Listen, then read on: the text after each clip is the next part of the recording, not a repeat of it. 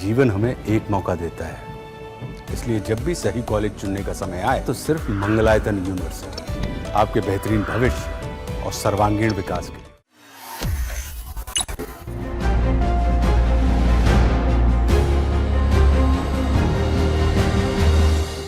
नमस्कार, between alliance with Neeru Ranjan में आपका स्वागत है। आज हम बात करेंगे अग्निवीर की। आप सोच रहे होंगे कि अचानक अग्निवीर कहां से आ गया। जी हां, बिल्कुल आ गया है, और इसलिए आ गया है कि सरकार अग्निवीरों के लिए बड़ी तैयारी करने जा रही है, बहुत बड़ी तैयारी। और सरकार की तैयारी यह है, उसमें पूरी कमान जो संभाली है वो खुद अमित शाह ने संभाली है। कल इसका एक नोटिफिकेशन भी निकल गया, शायद लोगों का ध्यान गया नहीं गया। मैं आपको बता दूं कि क्या बड़ी तैयारी है और अग्निवीर को क्या क्या मिलने वाला है, और अमित शाह ने खुद अपने हाथ में कमान क्यों संभाल ली। तो पूरे मुद्दे को समझने के पहले अग्निवीर को लेकर जो कंट्रोवर्सी है उसको थोड़ा सा समझना जरूरी होगा, तभी आप सही परिप्रेक्ष्य में जो सरकार करने जा रही है उसको समझ सकेंगे, उसकी अहमियत को समझ सकेंगे, उसकी पॉलिटिक्स क्या है, उसके पीछे की राजनीति क्या है, और सरकार जो कर रही है उससे विपक्ष को क्या जवाब मिलने वाला है, ये आप समझ पाएंगे।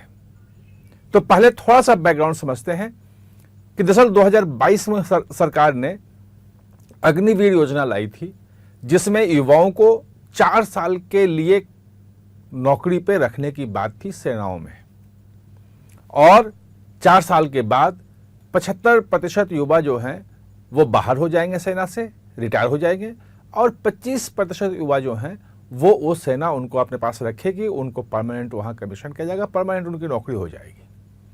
बहुत बड़ा हंगामा हुआ था पूरे देश में।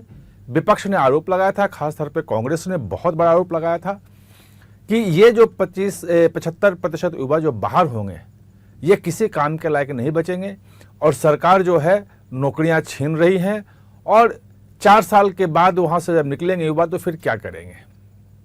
सरकार ने कई घोषणाएं की, उसमें खासतौर पे अमित शाह ने घोषणाएं की थी कि केंद्रीय अर्धसैनिक बल जितने भी हैं उसमें 20% आरक्षण जो है वो दिया जाएगा। 10%, 20 नहीं 10% आरक्षण जो है वो सीटें रिजर्व रहेंगी अग्निवीरों के लिए। यानी कि जो अग्निवीर निकल के आएंगे उनको जो केंद्रीय अर्धसैनिक बल हैं, CRPF, CISF, BSF, ITBP, जो ये सब जो SSB, इसमें 10% जो सीट है उनके लिए रिजर्व रखा जाएगा, वो करेंगे। उसके बाद जो कई राज्य सरकारों ने, खासतौर पे जो भाजपा शासित राज्य सरकारें हैं, उन्होंने बहुत सारी घोषणाएं की कि वो भी खासतौर पे पुलिस बल में आरक्षण देंगे। अलग अलग सरकारी नौकरियों में भी आरक्षण की बात हुई। उत्तर प्रदेश ने कहा कि हम उनके उम्र में भी कुछ छूट देंगे। उड़ीसा ने भी इस ढंग की बात की। ऐसे बहुत सारे राज्यों ने कई घोषणाएं कर दी, और उसमें मुख्य तौर पे जो है भाजपा शासित राज्य ही हैं। अब सवाल यह है कि 2022 में जो 4 साल के लिए युवा भर्ती हुए थे अग्निवीर में, वो अगले साल 75% युवा जो हैं बाहर आ जाएंगे, और उसके बाद उनके आने का सिलसिला शुरू हो जाएगा। और अगर उनको नौकरी नहीं मिलती है, कुछ नहीं होता है, तो एक बड़ा इशू बन जाएगा, और विपक्ष जो पहले आरोप लगाता रहा था वो आरोप वो लेके उदाहरण सामने खड़ा होगा और सरकार पे हमले करेगा।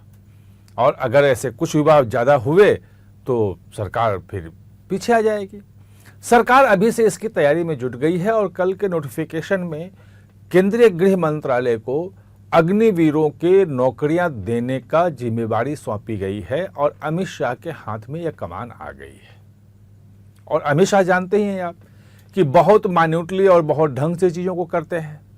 तो सबसे पहला काम जो उन्होंने किया कि भाई कहा कि जितने भी राज्य सरकारें हैं जो अग्निवीर के लिए स्कीम लाई हैं, और जो केंद्रीय मंत्रालय हैं, विभाग हैं जिसमें अग्निवीरों की जगह मिल सकती है, वो सब के सब अमित शाह को रिपोर्ट करेंगे, और सब अमित शाह खुद देखेंगे कि इन्होंने जो घोषणाएं की थी कहाँ कहाँ है, वो नौकरियां दे रहे हैं या नहीं दे रहे हैं, उनकी भर्ती प्रक्रिया क्या है, उसमें अग्निवीरों की क्या स्थिति है।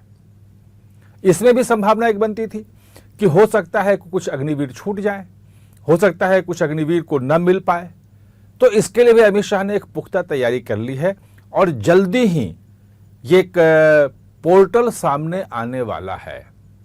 गृह मंत्रालय पोर्टल बनाएगा जिसमें जो सेना से आने वाले अग्निवीर हैं 4 साल की नौकरी पूरी करके, उनकी पूरी लिस्ट होगी और कहां कहां उनको नौकरियां मिल सकती हैं, कहां कहां जगह है, वो भी पूरी लिस्ट होगी। जिनकी मिल जाएगी उनकी भी पूरी सूची होगी।